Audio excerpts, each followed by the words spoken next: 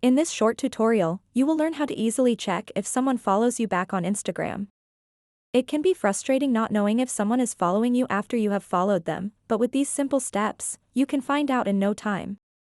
To get started, open up the Instagram app and then go over to the person's profile that you want to check. Once you are on their profile, tap on these three little dots at the top right corner of the screen. Then tap where it says, See Shared Activity.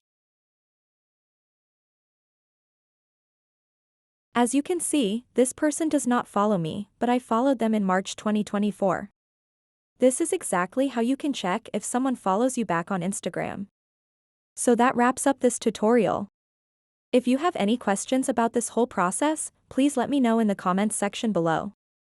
And if this video helped you out, please give it a big thumbs up and subscribe to this channel for more tutorial videos like this one. Thank you so much for watching and have a good day.